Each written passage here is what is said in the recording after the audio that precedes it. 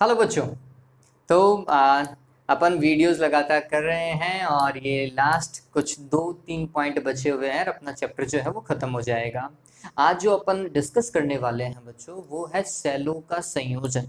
सेलों के संयोजन को डिस्कस करने से पहले हम एक काम और करेंगे, वो है कि अपने लास्ट टॉपिक में पढ़ा था बच्चों क्या भाई, आंतरिक प्रतिरोध और विद्युत वाहक बल और टर्मिनल वोल्टता, ये 3 चीजें पढ़ी थी नहीं पढ़ी थी। तो इन तीनों के मध्य एक संबंध है। देखिए तो इनके बीच में लिख लीजिएगा, ये स्टार लगा करके किस किस के बीच में है। तो हमने लिखा विद्युत वाहक बल कॉमा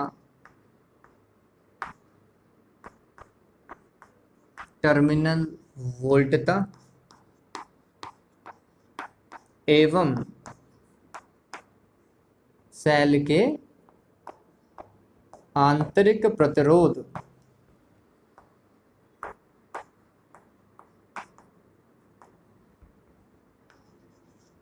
के मध्य संबंध, ये हमें डिस्कस करना है आज। इनके बीच में क्या संबंध। देखिए जब भी किसी सेल को प्रदर्शित किया जाता है तो उसको प्रदर्शित करने का तरीका क्या है, ये कुछ ऐसा। पहला तो सेल बनाएंगे और इसके ऊपर लिख देंगे इसका विद्युत वाहक बल, वो हमने लिखना है E। और उस सेल के पास में अगर आंतरिक प्रतिरोध है तो उसके आंतरिक प्रतिरोध को यहाँ ऐसा प्रदर्शित कर दिया जाता है। इस तरीके से सेल का आंतरिक प्रतिरोध स्मॉल r प्रदर्शित किया जाता है। फिर ये तो हो गया आपका सेल, यहां से लेकर यहां तक। फिर इस सेल से कोई ना कोई धारा बह रही होगी किसी बाह्य प्रतिरोध के अंदर, तो वो बाह्य प्रतिरोध हमने यहाँ पर लगा दिया। बाह्य प्रतिरोध को, जो बल्ब कुछ भी हो सकता है, उसे कैपिटल R लिखेंगे। मान लेते हैं कि इस सेल से जो धारा प्रवाहित हो रही है वो धारा जो है वो I है। ये I मान की धारा जो है वो प्रवाहित हो रही है प्लस से माइनस की ओर। ठीक, चलिए तो अब ये संबंध क्या आएगा। तो आपने कभी ओम का लॉ पढ़ा है नहीं पढ़ा है।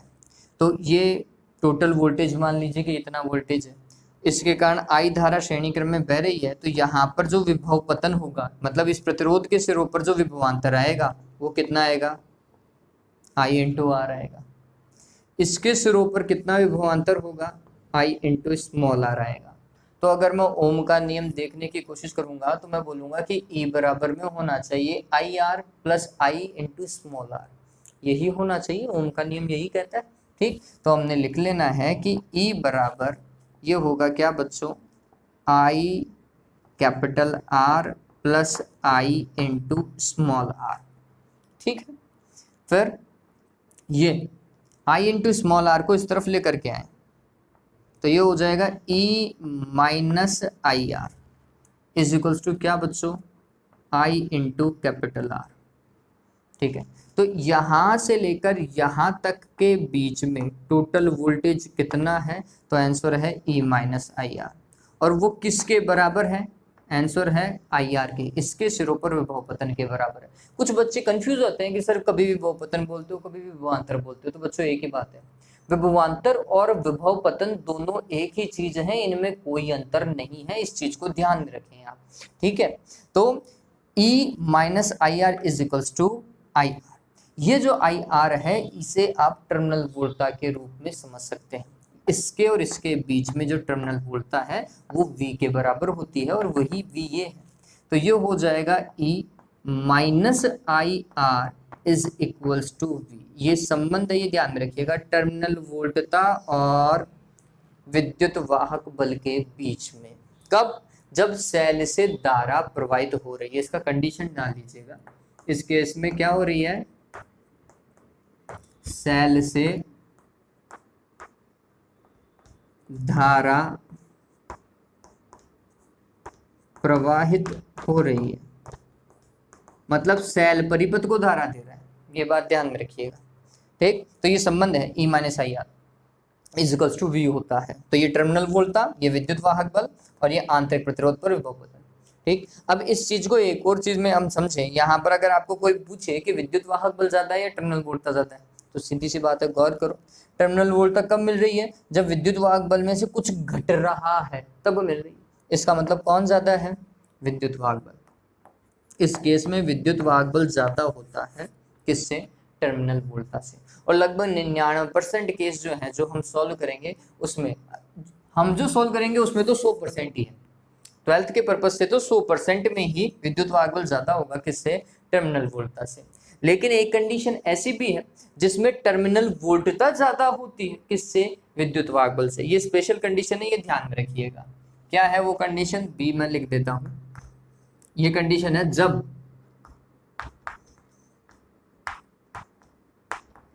सेल को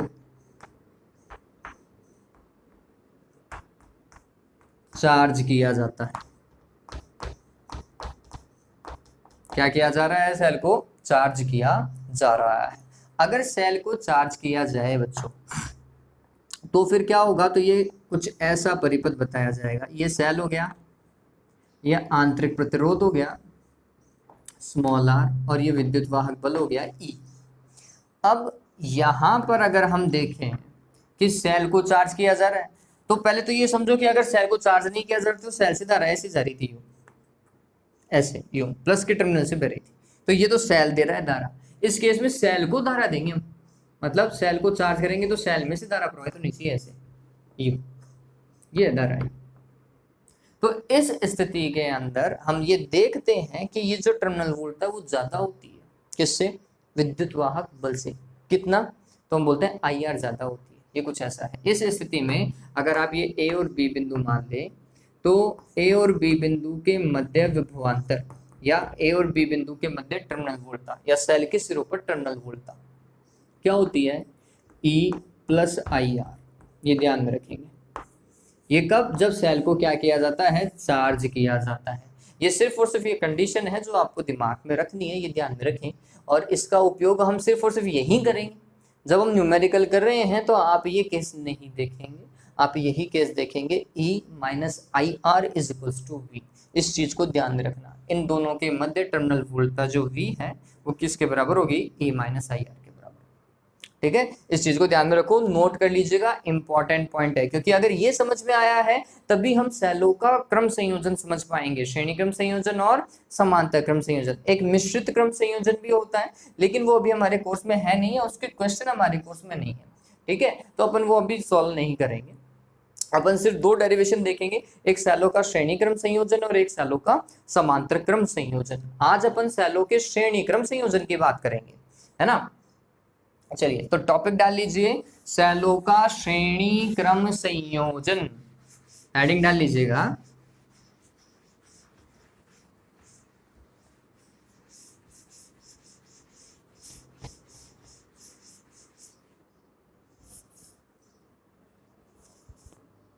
ओके,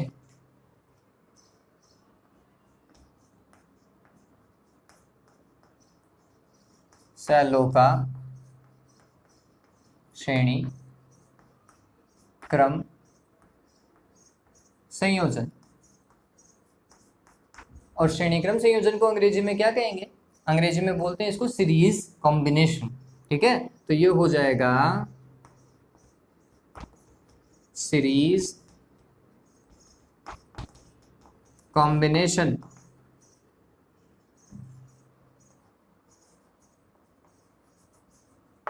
ऑफ सेल्स। ठीक है, इस तरीके से आप लिखेंगे। अब ये उतार लीजिएगा, हेडिंग तो ये है। मैं आपको टॉपिक के ऊपर चलता हूं ताकि बोर्ड में एक बार में ही हमारा काम हो जाए, तो मैं इसको हटा रहा हूं अभी। देखिए, डायग्राम समझिए, डायग्राम इंपॉर्टेंट है, ये बात ध्यान में रखिएगा। फिजिक्स में अगर डायग्राम समझ में आ जाता है तो आधी से ज्यादा चीज तो अपने आप ही आपको पता चल जाती है कि कैसे काम करना है। तो इसके लिए हमने दो सेल लेने हैं शुरुआत में। हम दो सेलों से ये कार्य कर रहे हैं, ये सेल का प्लस का और ये माइनस का टर्मिनल, और ये उसका आंतरिक प्रतिरोध। तो पहला सेल है तो विद्युत वाहक बल E1 लिखेंगे, आंतरिक प्रतिरोध R1 लिखेंगे। तो ये सेल, ये A और ये B सिरे के बीच में इसे लगा दिया गया है। फिर इसके आगे दूसरा सेल लगाया गया है और कुछ ऐसा, इसका आंतरिक प्रतिरोध R2 और इसका विद्युत वाहक बल E2 है, प्लस और माइनस लगा दिया, ये B और C के बीच में लगा हुआ है, ठीक है। और आप चाहें तो एक बाह्य परिपथ से इसे कनेक्ट कर दीजिए, मतलब लोड प्रतिरोध से इसे जोड़ सकते हैं, ताकि आपको पता चल सके कि परिपथ में धारा कैसे बह रही है। इसके लिए आप ये कार्य करें, अदरवाइज इसे नहीं भी लगाएंगे तो भी कोई दिक्कत नहीं, आप धारा प्रदर्शित कर सकते हैं। तो ये कैपिटल R है। तो आप देखेंगे कि धारा ऐसे जाएगी प्लस से माइनस की ओर ही, ठीक, तो आपको पता चलेगा। और श्रेणीक्रम संयोजन है तो ये बात ध्यान में रख लीजिएगा कि धारा जो है वो समस्त अवयवों से समान मात्रा में गुजरेगी, मतलब आई ही रहेगी। अगर कुल धारा आई है तो वो सभी से आई ही गुजरेगी, ऐसा नहीं है कि एक से ज्यादा और एक से कम गुजरे, धारा तो वही रहेगी, ठीक है। ये बात तो श्रेणीक्रम संयोजन में विभवांतर जो है वो विभक्त होता है, टूटता है ना। और हम बोलते हैं तुल्य विभवांतर जो है वो V1 plus V2 plus V3 जितना भी ऐसा होता है, जबकि धारा सभी में से क्या जाती है, समान जाती है, ठीक है। ये बात, चलिए कार्य करने के लिए हमें क्या करना है, ए और सी के बीच में तुल्य क्या देखेंगे अपन, टर्मिनल वोल्टता देखेंगे कि कितनी आएगी। सबसे पहला टास्क हमें निकालना क्या है, हमें निकालना है कि परिपथ में कुल धारा कितनी जा रही है। श्रेणीक्रम संयोजन में तुल्य विद्युत वाहक बल कितना होगा, श्रेणीक्रम संयोजन में तुल्य आंतरिक प्रतिरोध कितना होगा। क्या क्या मेन इंपॉर्टेंट चीज है, तुल्य विद्युत वाहक बल ज्ञात करना है, तुल्य आंतरिक प्रतिरोध ज्ञात करना है श्रेणीक्रम में, और श्रेणीक्रम में कितनी धारा प्रवाहित हो रही है वो आपको क्या करनी है, ज्ञात करनी है। इस चीज को ध्यान में रख लीजिए, कुछ ऐसा ही है ना। चलिए अगर ऐसा है तो हम कैसे काम करेंगे, इसके लिए हमने काम किया, देखो बच्चों, सबसे पहले अपन देखेंगे ए और बी के मध्य टर्मिनल वोल्टता। तो हमने लिखा ए व बी के मध्य टर्मिनल वोल्टता। तो ये क्या लिखा जाएगा, VAB लिखा जाएगा। और अभी हमने टर्मिनल वोल्टता, आंतरिक प्रतिरोध और विद्युत वाहक बल के मध्य संबंध देखा था, क्या E माइनस आई आर, ऐसा ही तो लिखा था। E देखो सेल का विद्युत वाहक बल E1, धारा I ही है और आंतरिक प्रतिरोध है R1, ठीक है। तो पता चल गया E माइनस आई R1 हो गया, ये समीकरण नंबर 1। फिर इसके बाद में अपन B और C के बीच में टर्मिनल वोल्टता देखते हैं। तो हमने लिखा B व C के मध्य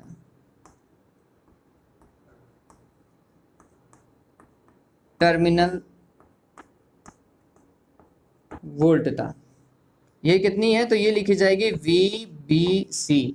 और VBC बराबर कितना होगा, तो देखो विद्युत वाहक बल इस वाले केस के अंदर B और C के बीच में देखें, विद्युत वाहक बल है E2, धारा I ही जा रही है, और आंतरिक प्रतिरोध क्या है, R2 लिखा जाएगा। बात समझ में आ रही है ये, है ना। तो E2 माइनस आई R2, ये समीकरण नंबर क्या हो गया, 2 गया।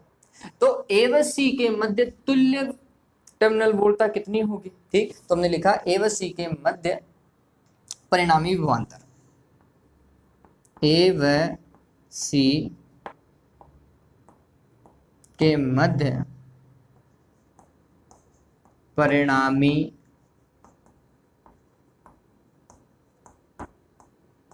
विभवांतर, ये क्या होगा, तो ये लिखा जाएगा VAC। और ये कौन सा क्रम संयोजन है, ये संयोजन है श्रेणी क्रम संयोजन। वहां पे अपन क्या लिखते हैं, V1 प्लस V2, तो यहाँ पर V1 की जगह तो ये लिखा जाएगा VAB, और V2 की जगह लिखा जाएगा VBC, है ना। तो ये होगा VAB प्लस VBC, कौन से क्रम संयोजन के कारण, श्रेणी क्रम संयोजन के कारण। फिर VAB और VBC का मान रखना है, कहां से, समीकरण नंबर 1 और समीकरण नंबर 2 से।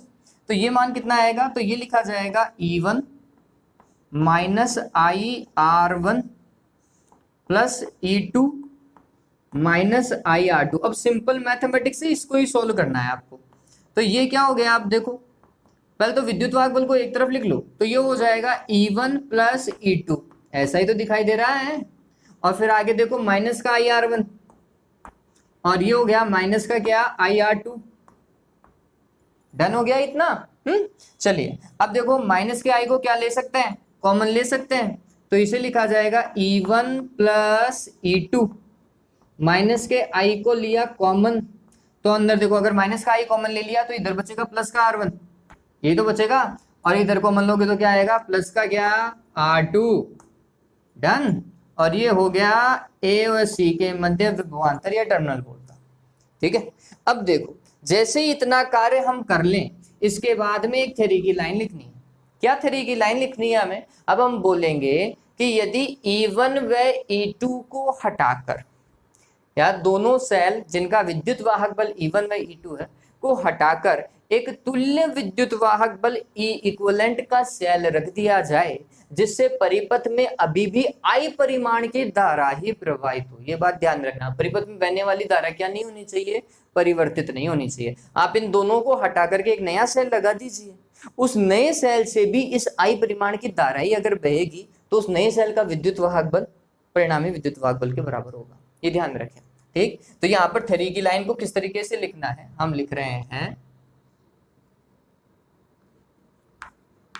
यदि E1 व E2 के स्थान पर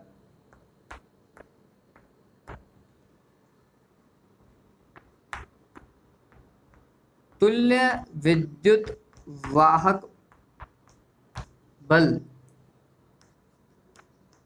E इक्विवेलेंट तथा तुल्य प्रतिरोध, आंतरिक प्रतिरोध लिख लीजिएगा स्मॉल r इक्विवेलेंट का सेल प्रयुक्त किया जाए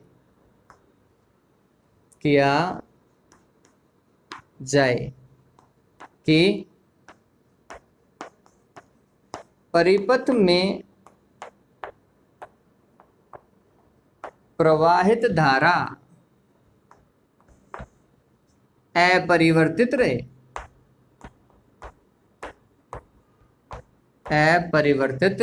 रहे, ऐसे सेल से हम कार्य करें। इसका मतलब वो जो दो सेल लगा रखे थे ऐसे, ये पहला सेल था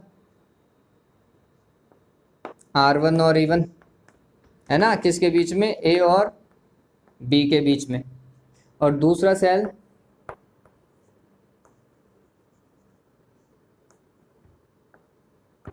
E2 और R2 B और C के बीच में, और धारा की दिशा ऐसी है ना। इन दोनों को हटा करके हम एक नया सेल रख रहे हैं, वो भी कैसा, कुछ ऐसा E इक्विवेलेंट और आंतरिक प्रतिरोध R इक्विवेलेंट का, ऐसा। और यहाँ पर लिखोगे A और यहाँ पे लिखोगे C, B मत लिख दीजिएगा, क्योंकि आप A और C के बीच में रख रहे हैं उस सेल को। ठीक, और उससे बहने वाली धारा अभी भी ऐसी है, वो धारा चेंज नहीं हुई है, आई धारा, ठीक है, ऐसी बह रही। तो इसका मतलब ये होगा कि इस केस में A और C के मध्य की जो टर्मिनल वोल्टता है बच्चों, वो कैसे लिखी जाएगी, तो E माइनस आई आर लिखते हैं क्या, तो वो लिख दीजिए E माइनस आई आर, लेकिन E की जगह तो लिखा जाएगा E इक्विवेलेंट, तुल्य, इक्विवेलेंट का मतलब तुल्य होता है, और R की जगह लिखा जाएगा R इक्विवेलेंट। ठीक है, ये नया इक्वेशन आ गया हमारे पास, समीकरण नंबर 4। जब इन दोनों सेल को हटा करके तुल्य विद्युत वाहक बल और तुल्य आंतरिक प्रतिरोध का सेल रख दिया जाता है तो। ठीक, अब इस चीज को समझते हैं अपन वापस से। एक बार VAC का मान ये आ रहा है, एक बार VAC का मान ये आ रहा है, दोनों इसका मतलब बराबर है। ठीक, तो हमने लिखा समीकरण नंबर क्या, 3 व 4 से, समीकरण 3 व 4 से क्या होगा बच्चों, तो VAC का मान ये हमने लिखा E इक्विवेलेंट माइनस आई इंटू R इक्विवेलेंट बराबर होना चाहिए किसके, E1 प्लस E2 माइनस आई R1 प्लस R2। समीकरण नंबर 3 में यही तो लिखा था। चलिए तुलना करो, LHS और RHS की तुलना करो। E इक्विवेलेंट की जगह तो आ रहा है E1 प्लस E2, माइनस का I R इक्विवेलेंट की जगह आ रहा है R1 प्लस R2, तो हम लिख सकते हैं क्या बच्चों, तुलना करने पर तुलना करने तुलना करने पर क्या प्राप्त हुआ? सबसे पहला तुल्य विद्युत वाहक बल लिख लीजिएगा। तुल्य विद्युत वाहक बल बराबर क्या आ रहा है? E1 plus E2। देखो डायरेक्ट जुड़ रहे हैं, है ना। और क्या प्राप्त हुआ? तुल्य विद्युत वाहक बल तो ये आ गया,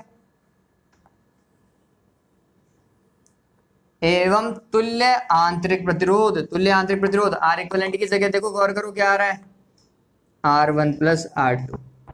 अब थोड़ा सोचो इस चीज को, प्रतिरोध तो श्रेणी क्रम के कॉन्सेप्ट को पूरा का पूरा जस्टिफाई कर रहा है। अगर प्रतिरोध श्रेणी क्रम में होते हैं तो डायरेक्ट जुड़ते हैं क्या? R1 plus R2 plus R3 plus R4, ऐसा हो रहा है क्या? यहाँ पे दो ही तो थे आंतरिक प्रतिरोध, तो दोनों आंतरिक प्रतिरोध जुड़ गए।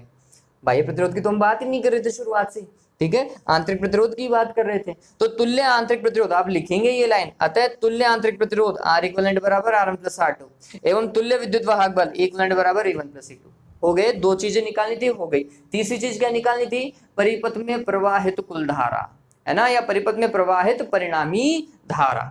तो लास्ट है ये, परिपथ में प्रवाहित कुल धारा। अब ये देखो, धारा का कॉन्सेप्ट हम क्या लिखते हैं? तो धारा का सिंपल दिमाग में रखिए। क्या दिमाग में रखना है? कि कुल विद्युत वाहक बल बटे परिपथ में संयोजित कुल प्रतिरोध, है ना, कुल विद्युत वाहक बल बटे परिपथ में संयोजित तुल्य प्रतिरोध। अब ये थोड़ा ध्यान रखिएगा, कुल विद्युत वाहक बल मतलब इक्विवेलेंट बटे परिपथ में संयोजित कुल प्रतिरोध। परिपथ में कौन कौन सा प्रतिरोध संयोजित है? तो हम बोलेंगे एक तो बाह्य प्रतिरोध होगा और एक तुल्य आंतरिक प्रतिरोध होगा। तो बाह्य प्रतिरोध प्लस आंतरिक प्रतिरोध, तुल्य आंतरिक प्रतिरोध। अब इस केस के अंदर अगर हम बात करें, इस पर्टिकुलर केस की, तो भाई ये विद्युत वाहक बल कितना है वो देखो, E1 प्लस E2 है। क्या है बच्चों? E1 plus E2। और बाह्य प्रतिरोध तो कैपिटल R ही था, और तुल्य आंतरिक प्रतिरोध कितना निकाल रहे हैं अपन? R1 plus R2। पता चल गया क्या? ये परिपथ में प्रवाहित कुल धारा है। डन, ये डेरिवेशन कंप्लीट हो गया। इतना ही तो था। अब यहां पर अपन कंडीशन लगा सकते हैं। क्या देखो, पहले तो इस चीज को देखो कि ये आपको समझ में आ रहा है या नहीं आ रहा है। सिंपल सा टास्क था, पहले तो ए और बी के बीच में टर्मिनल वोल्टता निकाली, फिर बी और सी के बीच में टर्मिनल वोल्टता निकाली, और फिर दोनों को जोड़ करके तुल्य टर्मिनल वोल्टता देख लिया।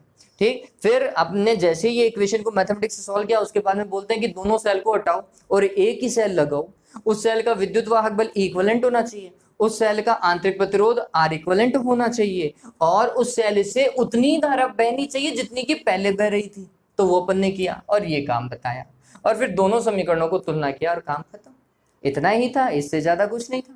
ठीक है, अब देखो, अब कंडीशन, यहाँ पर तो दो ही सेल लगे हुए हैं, अगर ज्यादा सेल लगे हुए हो तो हमें क्या करना पड़ेगा वो देखो। तो अब ध्यान में रखो, विद्युत वाहक बल भी जुड़ता है और आंतरिक प्रतिरोध भी जुड़ता है, और धारा का कॉन्सेप्ट यही है, कुल विद्युत वाहक बल बटे कुल प्रतिरोध।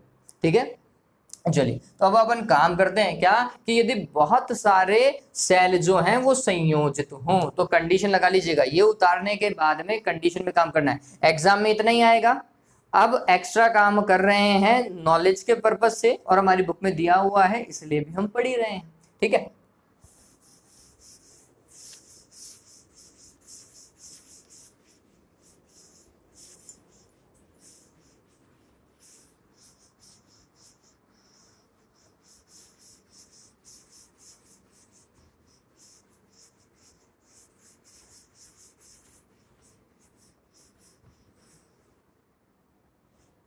देखो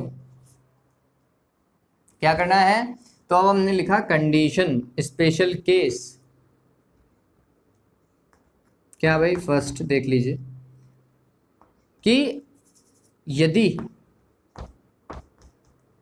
स्मॉल n सेल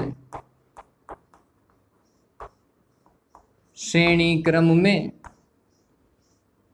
संयोजित हो,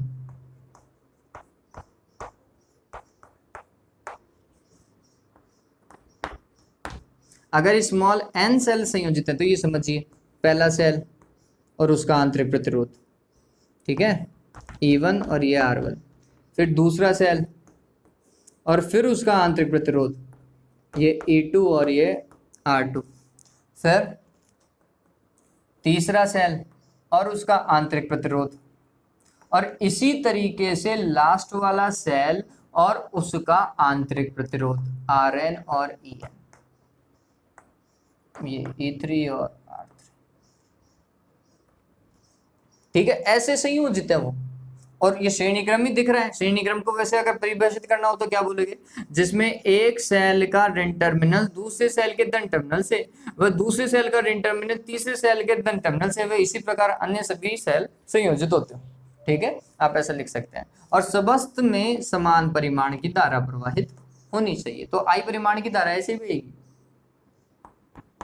ठीक, तो तुल्य विद्युत वाहक बल क्या होगा तो हमें पता है इस बार तो, ई इक्वलेंट बराबर क्या होगा, जोड़ दो E1 plus E2 plus E3 dot dot dot, क्या होना चाहिए, En होना चाहिए, सिंपल सा है।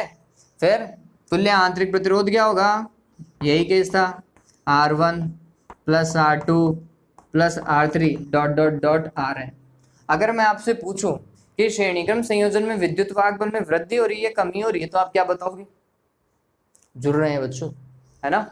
अगर जुड़ रहा है तो इसका मतलब क्या हुआ, विद्युत वाहक बल भी बढ़ रहा है और आंतरिक प्रतिरोध भी बढ़ रहा है, ये ध्यान में रखिएगा। फिर ये तो हो गया पहला पार्ट केस का। दूसरा, यदि ये सारे के सारे सेलों का विद्युत वाहक बल क्या हो, समान हो, के सेकंड, क्या समस्त सेलों का विद्युत वाहक बल समान हो और समस्त का आंतरिक प्रतिरोध समान हो।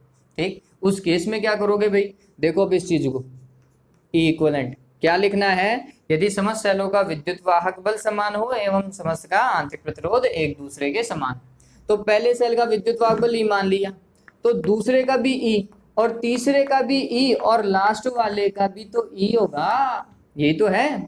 तो 2 को जोड़ोगे तो 2e, 3 को जोड़ोगे तो 3e और n को जोड़ोगे तो क्या होगा, ne होगा। ठीक है, ये तो हो गया क्या बच्चों, ई इक्वलेंट। अब इसके बाद में आंतरिक प्रतिरोध देखो, उसके इसके अंदर लिख लीजिएगा आंतरिक प्रतिरोध, पहले का R, दूसरे का भी R, तीसरे का भी R और लास्ट वाले का Rn का भी R, सारे के सारे बराबर होने चाहिए, यही तो बोल रहा है। तो ये कितना आएगा, NR। इस केस में कुल धारा कितनी बहेगी, तो कुल धारा का एक ही कॉन्सेप्ट, कुल विद्युत वाहक बल, तुल्य विद्युत वाहक बल बटे बाह्य प्रतिरोध प्लस तुल्य आंतरिक प्रतिरोध, यही तो होगा। अब यहाँ पे देखो तुल्य विद्युत वाहक बल कितना है, N ही है, डिवाइडेड बाय बाह्य प्रतिरोध तो कैपिटल R और आंतरिक प्रतिरोध क्या है, N इंटू R, यही है। आप चाहें तो N को कॉमन ले, लेकिन मैं नहीं बोलूंगा आप N को कॉमन ले, काहे को कॉम्प्लिकेट कर रहे हो इसको, चलने दो, इतने से बिल्कुल सही समझ में आ रहा है हमें। ठीक है, तो इस तरीके से धारा भी निकाली जा सकती है।